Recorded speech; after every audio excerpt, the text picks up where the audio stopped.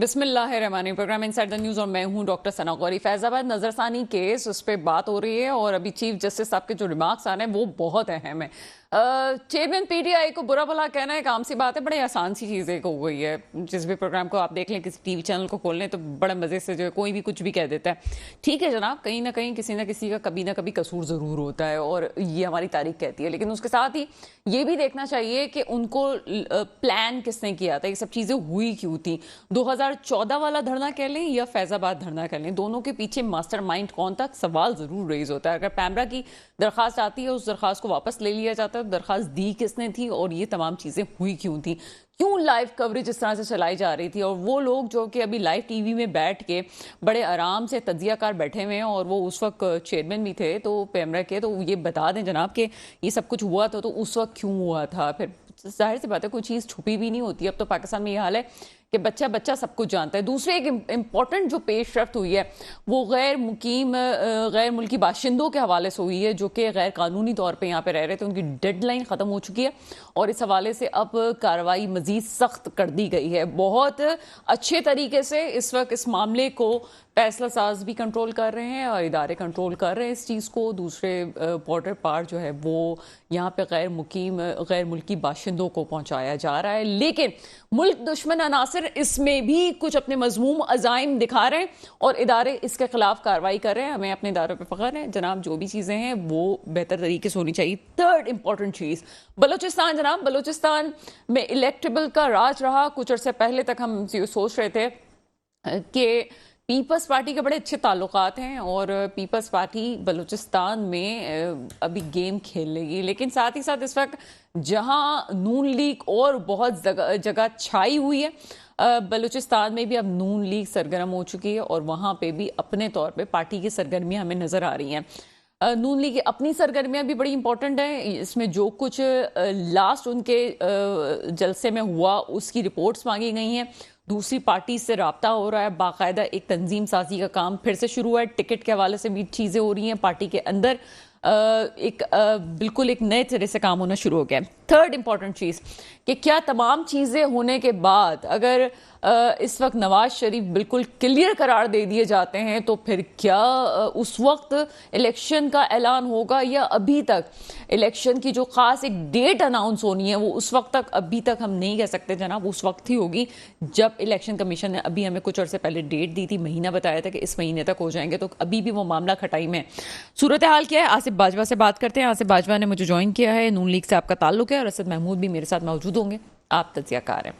सबसे पहले चलते हैं आसिफ बाजवा साहब की तरफ। सर, प्रोग्राम में आपको वेलकम करते हैं। बहुत शुक्रिया जी, thank you very much. Asad Mahmood साहब, बात होती है कभी के दिन बड़े कभी की रातें बड़ी। आसिफ बाजवा साहब, कभी के दिन बड़े कभी की रातें बड़ी, तो आपके मेरे ख्याल है कि वो रातें आ चुकी हैं, दिन खत्म हो चुके हैं और काफी बेहतर एक ठंड वाली सूरत हाल है। आपको कहा जा रहा है, दूसरी पार्टीज को ये एतराज है कि आपको लेवल प्लेइंग फील्ड में फुल पिच दे दी गई है, फुल माहौल बना दिया गया है कि आप खुल के खेलें, बाकी लोगों को मौका नहीं दिया जा रहा। क्या कमेंट है इस पे आपका? बिस्मिल्लाहिर्रहमानिर्रहीम। आपका बहुत शुक्रिया, आपने मुझे इनवाइट किया और वक्त दिया। गुजारिश ये है, बड़ी सिंपल सी बात है कि आपने बड़ा अच्छा इंट्रो पेश किया और आपका बड़ा अच्छा क्वेश्चन है। आजकल टॉक ऑफ द डे यही है। देखें, बात यह है कि अभी तो फील्ड ही नहीं है, अभी तो इलेक्शन का बिगल नहीं बजा और अभी इससे ये कहना शुरू होगा कि हमें लेवल प्लेइंग फील्ड नहीं मिल रहा। जब ये इलेक्शन कैंपेन में निकलेंगे और पाकिस्तान मुस्लिम लीग नून के मुकाबले में अपने जलसे और रैलियां और जुलूस और सारा कुछ करेंगे, तो फिर ये कहेंगे कि हमारे पास अफराद नहीं है, हमारे पास वोटर्स नहीं है, हमारे पास सपोर्टर्स नहीं है। ये अब उनके पास कोई चीज नहीं है। पंजाब में थोड़ी ज्यादती नहीं हो गई? आपने ये कह रहे हैं कि जनाब कोई अभी लेवल प्लेइंग फील्ड ही नहीं शुरू हुई। फील्ड तो शुरू हो गई आपकी तो कायद की वापसी ही आपकी फील्ड का शुरू होना था, उसका ही बयान था। लेवल प्लेइंग फील्ड का मतलब ये है कि जो अपकमिंग इलेक्शन है उनमें तमाम पार्टिसिपेंट पार्टीज को सेम इक्वली पैरेलल मौके नहीं दिए जा रहे और गैर मुनसिफाना, गैर जानिबदाराना और इसी तरीके से शफाफ इलेक्शन नहीं होने जा रहे। तो मैंने अर्ज यही की कि अभी तो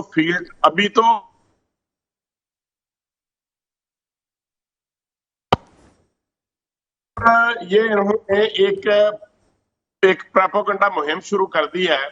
उसकी रीजन क्या है?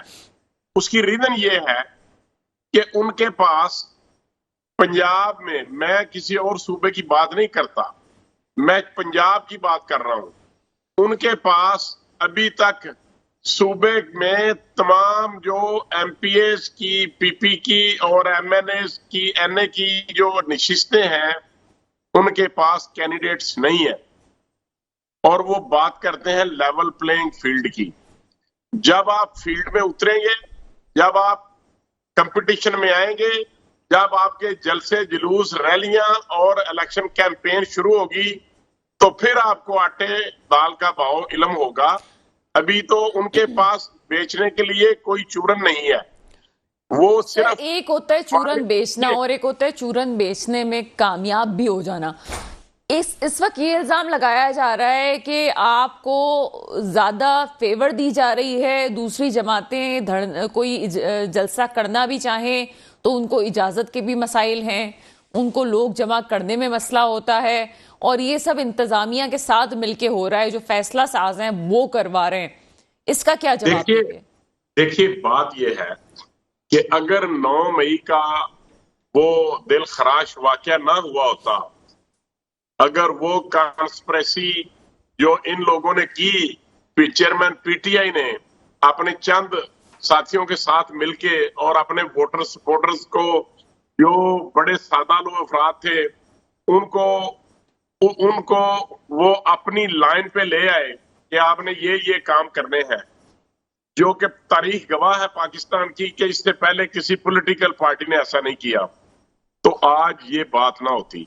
सर यहाँ पे सिर्फ पीटीआई की बात नहीं है, पीपल्स पार्टी भी बात कर रही है।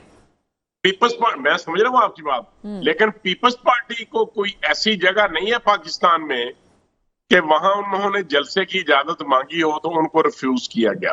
कतई तौर पे ऐसा आज तक तो नहीं हुआ। आने वाले दिनों का मुझे मालूम। पीटीआई को मना हो रहा है, पीपल्स पार्टी को मना नहीं हो रहा है। नहीं, मना नहीं हो रहा। मना देखें, अगर वो वही जगह जहां पे रुकावटें तो है ना, अगर वो लिबर्टी चौक में वहां से जो उन्होंने 19 मई का वाकया किया, अगर वहीं सर 9 मई वाला वाकया तो अभी है एक तरफ, दूसरी बात अगर आप कहते हैं कि पंजाब में किसी को सीटों पे कोई नहीं रहा, अगर वो मीनारे पाकिस्तान में जलसा करने की इजाजत मांगे तो मेरा नहीं ख्याल कि वो किसी तरीके से रिफ्यूजल की जाएगी। अच्छा सर, आपने एक बात कही है, आप कह रहे हैं कि पंजाब में कोई आपका सामने नहीं है जितना आप स्ट्रांग हैं। क्या आप इस बात से इनकार करते हैं कि पीटीआई स्ट्रांग है पंजाब में? देखिए 100% मैं ये समझता हूं कि पाकिस्तान तहरीक इंसाफ 9 मई के वाकये के कतई तौर पे स्ट्रांग नहीं है और उनका वोटर, उनका सपोर्टर और उनका कैंडिडेट, ये 3 चीजें हैं। वोटर है, सपोर्टर है और कैंडिडेट है। ये तीनों चीजें ही चेयरमैन पीटीआई से भाग गए हैं, छोड़ गए हैं, इस्तेहकाम पाकिस्तान पार्टी को ज्वाइन कर चुके हैं और दीगर लोग जो अभी तक ज्वाइन नहीं कर रहे, वो दीगर जमातों को, कुछ पाकिस्तान पीपल्स पार्टी को, कुछ लोग पाकिस्तान मुस्लिम लीग नून, कुछ लोग पाकिस्तान मुस्लिम लीग काफ और दीगर जमातों के साथ राब्ते में हैं और वो वहां पर जाने के लिए पर तोड़ रहे हैं, मौके की तलाश में है। इस्तेहकाम पाकिस्तान पार्टी की बात कर लेते हैं। अभी तक जब तक नवाज शरीफ साहब की वापसी खटाई में थी और बात खुल के नहीं हो रही थी, उस वक्त तक ये कहा जा रहा था कि अगर कोई पार्टी अगर पीटीआई के अलावा टफ टाइम आपको दे सकती है तो वो इस्तेहकाम पाकिस्तान पार्टी है। इस बात से इनकार नहीं किया जा सकता कि पंजाब में आपकी हुक्मरानी थी और अभी भी आपका एक स्ट्रांग रोल है, लेकिन पीटीआई का भी उतना ही था। साथ ही फिर इस्तेहकाम में पाकिस्तान पार्टी आ गई, तो क्या आपको लगता है कि आगे इस्तेहकाम में पाकिस्तान पार्टी के साथ आपके कोई अच्छे मरासिम कायम हो सकते हैं, कोई आपकी कोalition हुकूमत बन सकती है? देखें, मैं आपको एक बात अर्ज कर दूं बीइंग पॉलिटिकल वर्कर मैं ये अर्ज करना चाहता हूं कि पाकिस्तान मुस्लिम लीग नून का वोटर, पाकिस्तान मुस्लिम लीग नून का सपोर्टर और मियां नवाज शरीफ साहब को चाहने वाला हर वो वोटर या हर वो शख्स या हर वो यंग जो आने वाले इलेक्शन में दिलचस्पी रखता है, वो किसी भी सूरत इस बात को एक्सेप्ट करने को तैयार नहीं है कि पाकिस्तान मुस्लिम लीग नून की लीडरशिप, पाकिस्तान जो वो तहरीके इस्तेहकाम पाकिस्तान है, वो उसके साथ हम कोलिशन करें, हम उनके साथ इकट्ठे होकर इलेक्शन लड़ें, हमारा और उनका इंतखाबी निशानात एक पे हम इलेक्शन लड़ें, ये मुमकिन ही नहीं है। और ना ही हमारी जमात इस पे सोच रही है सर, और ना ही एक पे तो नहीं लड़ सकते, वो तो एक तो मुसल्लमा हकीकत है, एक निशान पे तो नहीं हो सकता। लेकिन यहाँ जो क्वेश्चन रेज हो रहा है बड़ी बारीक बात है, और बारीक बात आप समझ सकते हैं, खुल के नहीं कह रहे हैं। जो लोग आपको सपोर्ट कर रहे हैं, चलें ठीक है, वो जमहूरियत के लिहाज से ही वो कर रहे हैं। मैं एक सवाल कर लूंगी, उसके बाद जो है वो हम ब्रेक पे जाएंगे। लेकिन सवाल मैं ये छोड़ के जा रही हूं कि जो लोग आपके पीछे हैं, सपोर्ट कर रहे हैं, जिनकी वजह से डेली बुनियादों पे केसेस की सुनवाई हो रही है, कि अगर उन्होंने कहा कि इस्तेहकाम में पाकिस्तान पार्टी के साथ लेके चलना है, तो फिर आपके फैसले क्या होंगे? क्योंकि इस वक्त आप हवाओं के रुख को देख रहे हैं, और हवाओं के रुख जो हैं वो कोई और हवाएं कहीं और से चल रही हैं, और आपको ग्रीन सिग्नल्स दिए जा रहे हैं। इसमें कोई दो राय नहीं है। एक छोटा सा ब्रेक है, ब्रेक के बाद मजीद आसिफ बाजवा साहब से बात करते हैं। ब्रेक के बाद आपके सामने हाजिर है आसिफ बाजवा, मेरे साथ मौजूद हैं। जी सर, वक्फे से पहले आपसे एक सवाल हम करके गए थे। अगर आपसे कहा गया कि किसी पार्टी के साथ आपको मिलना है, जो कि सियासत का खेल हम पाकिस्तान में देखते आए हैं, चाहे जितनी भी मुखालफत हो, तो फिर क्या सूरत हाल होगी? आसिफ बाजवा मुझे सुन सकते हैं? आसिफ बाजवा साहब, आप मुझे सुन सकते हैं? ठीक है जनाब। फैजाबाद धरने की बात हो रही है, और साथ साथ अभी मुस्लिम लीग नून के जो एक अहम कारकुन है वो हमारे साथ मौजूद है। बात सिर्फ इतनी है कि वो कहते हैं जनाब एवन फील्ड केस वाली बात हो, अजीज या रेफरेंस की बात हो, जो भी चीज़ें हों, लेकिन उसके बावजूद वो ये कहते हैं जनाब अभी तो कोई ऐसी डील की भी बात नहीं है, कोई ऐसा सिलसिला भी नहीं है कि जिस पे लोग ये बात कर रहे हैं कि लेवल प्लेइंग फील्ड है। अभी तो फील्ड शुरू ही नहीं हुई, लेकिन क्वेश्चन यहाँ पे ये रेज होता है कि वो क्या चीज़ थी कि हम ये कहें कि जनाब अभी तो फील्ड शुरू ही नहीं हुई। फील्ड तो उसी वक्त शुरू हो गई थी कि जब नवाज शरीफ साहब की वापसी का सिलसिला था, और वहां पे भी मुकम्मल तौर पे पढ़ तोल लिए गए थे कि जैसे ही जहाज लैंड होगा तो उसमें तमाम तौर पे एक सेफ पॉइंट को देखा गया था कि सेफ पॉइंट्स क्या क्या हो सकते हैं कि नवाज शरीफ यहाँ पे आए और उसके बाद उनको केसेस का जिस तरह से सामना करना पड़े तो बहुत ज्यादा तगोदो ना करनी पड़े। यहाँ पे दूसरी जमातें ये इल्ज़ाम लगा रही हैं कि खास तौर पे नून लीग को एक खास रियायत दी जा रही है, सॉफ्ट कॉर्नर दिया जा रहा है, और उनके लिए मामला को बेहतर स्मूथ तरीके से लाया जा रहा है। पाकिस्तान की तारीख में हम इस बात को कह सकते हैं कि अगर चीज़ें बेहतर करनी हैं तो आपको तारीख को भी याद रखना पड़ेगा। अगर चीजें यहाँ पे इस वक्त इतनी स्मूथ हैं तो 2018 में ऐसा क्या खेल हुआ था, ऐसी क्या कहानी थी कि एक मुंतखब वजीर आजम को जेल की सलाखों के पीछे जाना पड़ा? ना सिर्फ 2018 में बल्कि पहले भी हम ये केस देख चुके हैं कि ना सिर्फ एक मुंतखब वजीर आजम जेल की सलाखों के पीछे गया बल्कि तख्ता दार पे चढ़ा दिया गया, और अब तीसरी दफा हम ये देख रहे हैं कि एक मुंतखब वजीर आजम को जेल की सलाखों के पीछे डाला गया है। अदबार के लिहाज से ये चीजें कैसे बदलती हैं? जो कल मुजरिम है आज ठीक क्यों हो जाता है? और वह ये भी नहीं कि 6-8 महीने सालों हम किसी को चोर डाकू साबित करते हैं, उसके बाद वही शख्स हमारे लिए बहुत अच्छा हो जाता है। असद महमूद साहब तज्जियाकार मेरे साथ मौजूद हैं। सर, प्रोग्राम में आपको वेलकम करते हैं। बहुत शुक्रिया, thank you so much. Asad Mahmood साहब, सबसे पहले तो फैजाबाद धरने पे बात कर लेते हैं। चेयरमैन पीटीआई या पीटीआई जमात को इस वक्त जो कुछ उन्होंने किया उसके बाद निशाना बनाया जा रहा है 9 मई के बाद, और हम भी उसको जस्टिफाई कोई भी नहीं कर सकता, लेकिन उसके बावजूद बड़ा आसान है कि जनाब 2014 हो या फैजाबाद धरना हो, उसमें ये पार्टी का कसूर है। पीछे मास्टरमाइंड की बात की है काजी फाइज ईसा ने, और बहुत सारे सवालात उठाए हैं पैमरा के हवाले से भी। कनाडा से आए हुए एक शख्स को इंपोर्ट करने की बात की गई। क्या कमेंट है इस पे आपका? बिस्मिल्लाहिर्रहमानिर्रहीम, थैंक यू वेरी मच। बिल्कुल, आज की प्रोसीडिंग सारी जिस तरीके से गई हैं, पर कुछ इससे नेचुरली पढ़ने का मौका भी मिला है, रिमार्क्स को भी एक चार से पढ़ने का मौका मिला। बिल्कुल आपको ये सोचना चाहिए, ये कहना चाहिए जी कि इस जितने भी धरने हुए उसके पीछे कौन था मास्टरमाइंड? सर्च अब आपकी अदालतें मौजूद हैं तो ठीक है, भी निकाले ना आप इन सारे धरनों के पीछे एक लिहाज से कौन था। और आप यकीन मानिए, मुझे आज भी वो वक्त याद है फैजाबाद धरने की अगर हम बात करें तो जिस तरीके से ये TLP के लोग आए थे और ऑलमोस्ट आप यूँ समझ लें कि मेरे ख्याल है कि 1.5 महीने का जो पीरियड था उसके अंदर पिंडी और इस्लामाबाद बिल्कुल एक जगह से वो बिल्कुल कट किए हुए थे। एंड यू कांट इमेजिन जो यहाँ के लोगों ने वो उस 1.5 महीने की और जिस तरह की TLP की हुल्लड़बाजी थी और जो कुछ सारे के सारा आपने देखा वो मेरे ख्याल है सबके एक लिहाज से सामने आता है। तो देखें ना, पहली बात तो ये है कि अब अगर इसकी डिटेल के अंदर भी जाके देखें कि भाई गवर्नमेंट किसकी थी पंजाब के अंदर, शहबाज शरीफ की थी। अब वो TLP वाले लाहौर से चलते हैं, सारे रास्ते उनको कोई रोकता नहीं और वो आके बैठ जाते हैं फैजाबाद के ऊपर। और ऐसा लगता था कि जैसे प्री प्लान तरीके से आए हैं और सबको कहा गया कि आप साइड पे हो जाएं और आप यहाँ पर बैठ जाइए। अब इसका मतलब है कि कोई ना कोई तो इसके पीछे है। And I would be very happy कि अगर सिर्फ इसी चीज को ले लें। फिर दूसरी चीज एक और आपसे मैं बताऊं कि जब आप एक मखसूस मुकदमे की समाअत कर रहे हैं, ओके फैजाबाद है, ये फोकस है, आप समझते हैं कि सुप्रीम कोर्ट का इसके ऊपर, तो भाई आप का उसका ताल्लुक उसको जोड़ते रहे कि जी कनाडा से, कनाडा की हुकूमत से, कनाडा से किसी शख्स के साथ, तो ये तो मेरा ख्याल है इस वक्त सोशल मीडिया पे भी चल रहा है। एवरीबॉडी जिसको कहते हैं कि बड़ा इंक्यूजिटिव है कि भाई इसका उससे क्या ताल्लुक है, एक लिहाज से आता है। तो मकसद ये सिर्फ कहने का है कि ये धरना, वो धरना, लॉन्ग मार्च एटसेट्रा एटसेट्रा, ये आपने पिछले कोई 15-20 सालों से इतने तवातर के साथ होते देखे हैं। और जिस तरीके से लोगों की जिंदगियां खराब हुई, लोगों के कारोबार, कलामी की माजरत चाहती हूँ, मामले का हल क्या ये नहीं है कि हम सिर्फ जिम्मेदारान को सिर्फ नाम ले लिया जाए ताकि तारीख याद रखे और जिन लोगों ने ये सब कुछ किया है, जो इसके पीछे थे, उनका नाम सामने लाया जाए, सिर्फ इतना काफी नहीं है?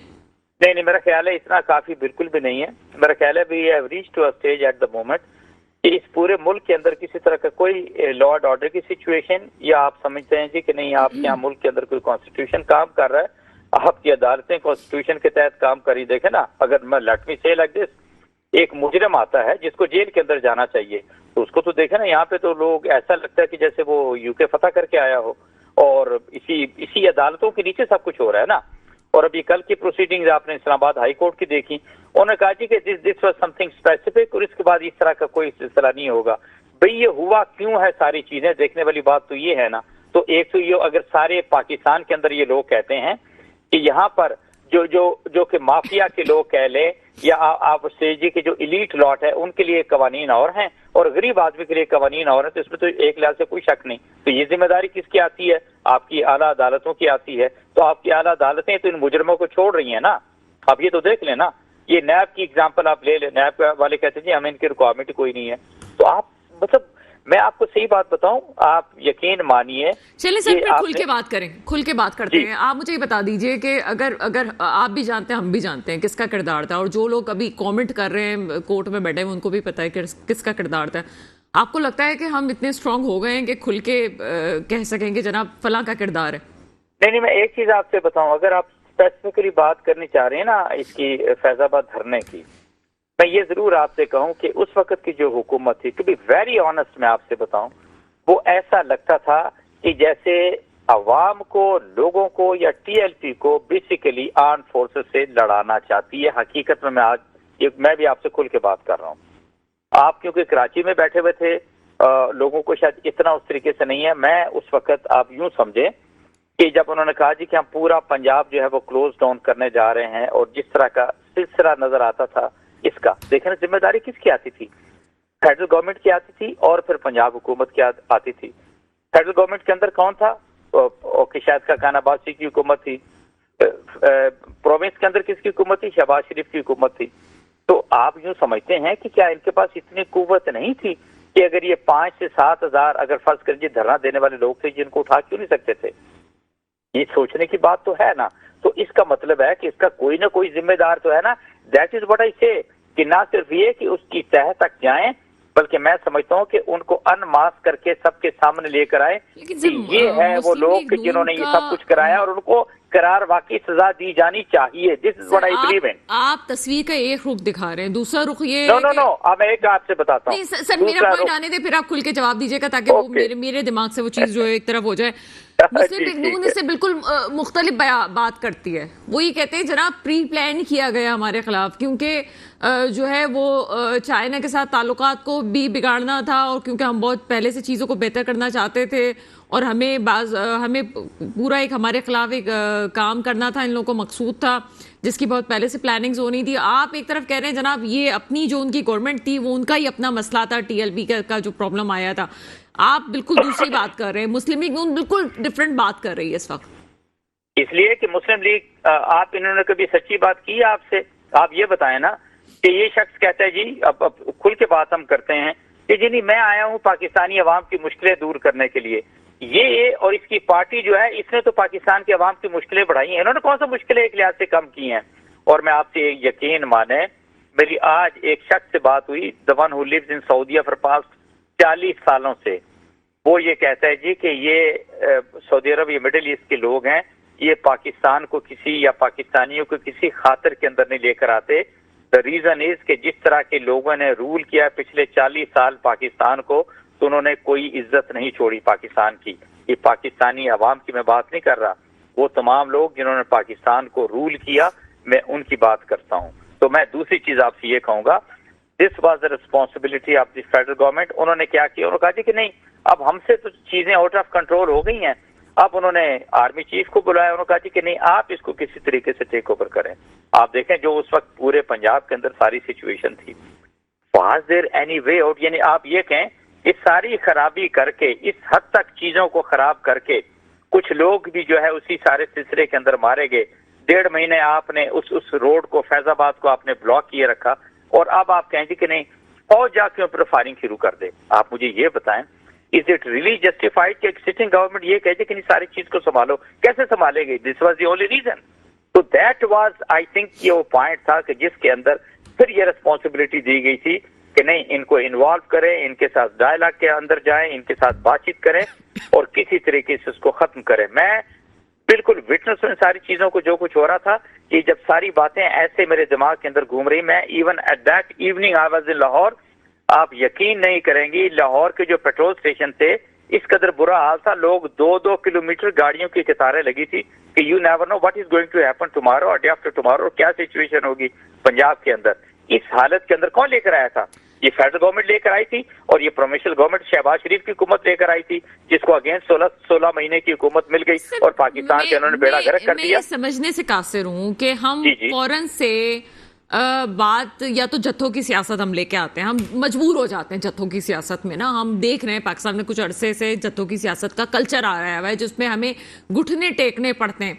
उसके बाद दूसरी जो पहलू आता है, चाहे ये वाला मसला आपने कहा फेडरल गवर्नमेंट की जिम्मेदारी थी, प्रोविंशियल गवर्नमेंट की जिम्मेदारी थी, बट इन द एंड कुछ भी हो, वो एस्टेब्लिशमेंट पे कहानी ले जाते हैं। वो फेडरल गवर्नमेंट कहती है हम तो, हमारे तो हाथ बंधे में, जो कुछ भी नहीं किया वो उस वक्त एस्टेब्लिशमेंट ने किया। क्या कॉमेंट करेंगे? इसका फिर एक ही आप इसका हल है, जो खराबी करें, मनी लॉन्ड्रिंग करें, बाहर दुनिया में पैसे लेके जाएं, बाहर दुनिया में जायदादें बनाएं, वहां तो एस्टेब्लिशमेंट आड़े नहीं आती है। लेकिन जब कोई प्रॉब्लम होगी तो कहेंगे कि ये सारी की सारी चीजें करें। मैं आपको ये बताऊं कि जितने भी पाकिस्तान की अनफॉर्चुनेटली ये पॉलिटिकल पार्टीज हैं, ये बिल्कुल उस कल्चर के अंदर रच बस गई हैं कि जी हाँ, आप इस पाकिस्तान को लूटते भी जाओ, शोर मचाते भी जाओ और इस्टेब्लिशमेंट को जिम्मेदार ठहराते भी जाओ। हकीकत में मैं आपको बता दूं, पीपल्स पार्टी का 15 साल आपने सिंध में भुगत चुके हैं ना। यू नेवर नो कब इलेक्शन होते हैं तो what is going to be the situation. Are you really satisfied कि जो एक प्रोविंशियल गवर्नमेंट एक सूबे की होनी चाहिए, क्या वाकई उन्होंने इस तरीके से लोगों के लिए काम किया? कराची, हैदराबाद, इंटीरियर सिंध के लिए काम किया? आपके सामने सारे सवालों के जवाब खुद एक लिहाज से आ जाएंगे। आप ये देखें ना, कहते हैं ईंट से ईंट बजा देंगे। आप देखें ना, अगली चीज है कि इस पूरे सिंध के अंदर मतलब डाकू कल्चर कह लें और फिर कच्चे का इलाका, डाकुओं का इलाका, सारे का सारा, अब इसको कौन क्लियर कर रहा है? ये इंटरिम गवर्नमेंट पे जिम्मेदारी डाली। सर्चली इंटरिम गवर्नमेंट के साथ उन्होंने रेंजर्स को भी लेकर आएंगे एंड यू नेवर नो कि इसके बाद आपको अपनी आर्मी भी इन्वॉल्व करनी पड़े। तो 15 साल तो पीपल्स पार्टी ने डाकू पाले और डाकुओं को नर्चर किया ना, डाकुओं को स्ट्रेंथन किया ना। कच्चे इलाके में आपको लगता है कि पीपल्स पार्टी को कसूरवार ठहराना, आप समझते हैं? शायद आप 15 साल के लिहाज से आप कह रहे हैं ना, लेकिन मैं ये कहना चाह रही हूँ कि ये कच्चे वाले इलाके वाला मसला जो है वो इतना कोई आसान मसला था भी नहीं कि वो इस तरह से हल हो जाता। ये फोर्सेस की मदद के साथ ही हल हो सकता था। लेकिन हाँ, ये सर यहाँ पे ब्रेक का वक्त हुआ है, ब्रेक के फौरन बाद आके इसी से कंटिन्यू करते हैं जी। के बाद आपके सामने हाजिर है असद महमूद से। एक इंपॉर्टेंट क्वेश्चन पूछ के गए थे ब्रेक से पहले और कच्चे के इलाके की उन्होंने बात की और पीपल्स पार्टी पे इल्ज़ाम लगाया कि 5-15 साल एक जगह आप रहते हैं फिर भी मसले को हल नहीं कर सकते। लेकिन टेक्निकली इस मसले में क्या चीज़ थी कि इल्ज़ाम लगाना ही काफ़ी है जिससे हम इल्ज़ाम लगा देते हैं, या वाकई ये मसला हल किया जा सकता था? जी असद महमूद साहब क्या कहते हैं? देखिए, मैं एक आपसे अर्ज करूं, सपोज ओके पीपल्स पार्टी के चीफ मिनिस्टर हैं, वो पूरा सूबा चला रहे हैं, पूरी पार्टी का फोकस जो है वो सिंध के ऊपर है, तमाम रिसोर्सेज इनके पास मौजूद है, रेंजर्स इनके पास मौजूद है, सिंध पुलिस इनके पास मौजूद है, बाकी जो इस तरह के कानून नाफिज करने वाले इदारे वो भी इनकी सपोर्ट के ऊपर मौजूद हैं। जब ये सब कुछ हो रहा है तो आप मुझे ये बताइए ना कि इतना स्ट्रेंथ कहाँ से आ गई कि स्टेट की पावर के सामने ये कच्चे के डाकू जो सामने आ गए और ये पुलिस वालों को लेके जा रहे हैं, लोगों को अगवा करके लेके जा रहे हैं, अपनी उन्होंने राजधानी बना दी। तो आफ्टर कोई तो रिस्पॉन्सिबल है ना इस चीज का। तो certainly I say it is the Sindh government which is responsible. ठीक है, इससे पहले भी सिलसिला चलता रहा। तो डू यू थिंक कि 15 साल का अरसा जो कम होता है और उसके अंदर पीपल्स पार्टी को सारा कुछ नहीं करना चाहिए था? वाई? बिकॉज इनकी प्रायोरिटीज वर टोटली डिफरेंट। मैं एक बात आपसे जरूर ये अर्ज करना चाहूंगा कि हम बहुत सारी, कोई ऐसा नहीं है कि पंजाब के अंदर या केपी के अंदर को दूध और शहद की नहरें बह गई पिछले 15 सालों के अंदर। नहीं, बिल्कुल भी ऐसा नहीं है। लाहौर के ऊपर भी मैं आपसे इशरीक मुझे ये भी कहना चाहिए, लाहौर की भी जो उन्होंने डेवलपमेंट की, जो खर्चा किया शहबाज शरीफ ने, वो पंजाब के दूसरे सूबों के फंड्स को उठा, दूसरे जिलों के फंड्स को उठा के उन्होंने सिर्फ लाहौर पे लेकर आ गए। यही आपके सामने ऑरेंज ट्रेन है जिसका पूरी दुनिया के सामने तस्करा करते हैं। यानी आप इसको अगर चलाते हैं तो इतना अरबों रुपए खर्च होते हैं और अगर इसको बंद करते हैं तो भी अरबों रुपए खर्च होते हैं। इमेजिन करें the type of people who have been ruling this province. Punjab की बात करें कि 300 अरब से ज्यादा का उन्होंने ये प्रोजेक्ट कर दिया। तो नेचुरली सिंध में भी इनके भाई बैठे थे, पीपल्स पार्टी इनकी अपनी इत्तेहादी हुकूमत थी ना। अब ये जो मर्जी कह लें कि नहीं जी हम तो दोनों एक दूसरे के मुखालिफ हैं। इस वक्त तो हम जिस बात पे बहस कर रहे हैं तो मुझे तो लगता है कि ये पॉलिटिशियन को बहुत मुश्किल लगता है मुझे इस वक्त सुधरना। अभी नवाज शरीफ साहब भी जितना भी कह देंगे जनाब हम कोई खुशहाली लेके आ जाएंगे, तो ये एक अलग बहस चढ़ जाएगी। लेकर आ जाएंगे डॉक्टर साहब, ये अलग बहस चढ़ जाएगी। और यू नो दैट बेटर कि ये जो ग्रीन सिग्नल दिया जा रहा है वो क्यों दिया जा रहा है, आपकी इकोनॉमी क्यों जा रही है। लेकिन सवाल वो ये बनता है कि चले आपके बैंक में पैसे आ भी गए तो आपके पास इंडस्ट्री तो है नहीं कोई आपके जिसको आप लगा के आगे आप उन पैसों को रोलिंग करेंगे। अच्छी बात की ना, मुझे एक चीज बताएं जी, पाकिस्तान की इकोनॉमी, डू यू थिंक ये नवाज शरीफ के अंदर अहलियत है कि ये 2 दफा ही has been the chief minister Punjab, 3 दफा ये मुल्क का वजीर आजम रहा, भाई इसका जो है वो 4 दफा जो है एक सूबे का जो है चीफ मिनिस्टर रहा। और अगर इतने सारे टेन्योर्स के अंदर ये मुल्क के अंदर बेहतरी नहीं ला सके और स्टिल आपको होप है कि ये किसी तरीके से कोई बेहतरी मुल्क के अंदर ही दोनों भाई मिलकर लेकर आएंगे। ऑरेंज लाइन का जिक्र किया ना, तो इसी तरह से केपी में भी बहुत कुछ हुआ है, पूरी आपको पता है कि आई डोंट से, मैंने आपसे पहले तस्करा किया कि कोई पंजाब और केपी के अंदर दूध और शहद की नारे इन लोगों ने नहीं चलाई। यही तो मैं आपसे अर्ज करना चाह रहा हूँ। बीआरटी का मसला केपी में खड़ा हुआ है। उसके बाद यहाँ पे ऑरेंज की बात तो जरूर करते हैं, लेकिन उसमें कितना करप्शन था, कितना पैसा डूबा है, ये अभी कोई भी नहीं बताने के लिए तैयार। मैं एक और तरफ चलती हूँ। आप मुझे नहीं, मैं एक आखिरी बात करना चाहूंगा। जी सर। पूरी दुनिया के अंदर, क्या यूनाइटेड किंगडम की बात करें, यूएसए की बात करें, इंडिया की बात करें, इन तीनों मुल्क के जो सरबराहान हैं पहले के या आज के जो हैं, क्या इन्होंने अपने मुल्क के अलावा कहीं जाके जायदादें खरीदी? क्या इनके बच्चे जो हैं किसी और मुल्क के शहरी हैं? अगर आप कहती हैं ऐसा है तो फिर तो ठीक है, इनका हक बनता है कि इनकी भी जायदादें इसी तरीके से होनी चाहिए। अनफॉर्चुनेटली दीज पॉलिटिकल पार्टीज जो कि कल्ट की शक्ल इख्तियार कर गई हैं, पीपल्स पार्टी, नून और फिर फजलुर रहमान की बात करते हैं और पीटीआई को भी ले लें, इनकी जायदादें आपको बाहर नजर आएंगी क्योंकि ये मुल्क से पैसे लूटते हैं और बाहर जाके जायदादें और चीजें बनाते हैं। ये सारा कुछ पूरी दुनिया में कहीं नहीं होता। ये एवन फील्ड वाला मसला तो 1992 से स्टार्ट हुआ था। जी बिल्कुल, एग्जैक्टली। और वो इसलिए कि अब आपको पता है कि उस वक्त वो जो कोरिया की कंपनी डाइवो थी, उस डाइवो का जो चेयरमैन था उसकी 1 या 2 साल की जेल सुनाई गई थी कि आपने उस वक्त जो मोटरवे बनाई है इस्लामाबाद लाहौर की, वो महंगी बनाई और उसके किकबैक्स जो पैसे थे Correct. वो आपने ट्रांसफर किए थे नवाज शरीफ को। ये तो सारी दुनिया को पता है, अब तो ढकी छुपी चीज रह ही कोई नहीं गई है। एंड स्टिल वी होप कि ये बंदा आएगा तो पाकिस्तान की किस्मत बदल देगा और पाकिस्तान के माली हालात ठीक कर देगा।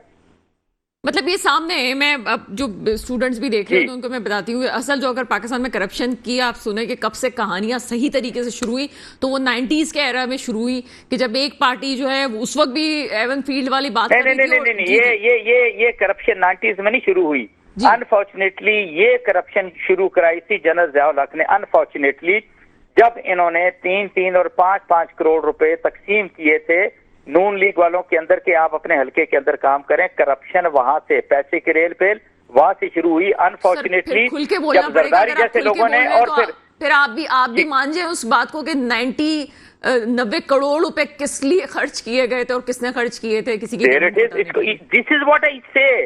ये आपकी सुप्रीम कोर्ट का काम है कि आप ये निकाले ना कि जी वो कैसे हुए थे, ये कैसे बनी थी IJI, निकाले ने सारी चीजों को, किसने मना किया है। और बिल्कुल जिन लोगों ने किया डाले उनको जेल के अंदर, क्योंकि वो आसमान से उतरे हुए लोग हैं।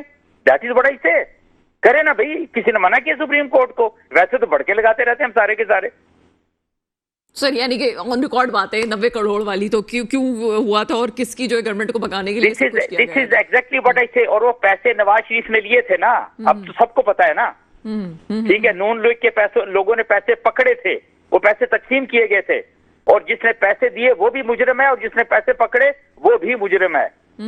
और जिस तरीके से इन्होंने हुकूमत खत्म की थी पीपल्स पार्टी की, वो भी सबके सामने एक लिहाज से।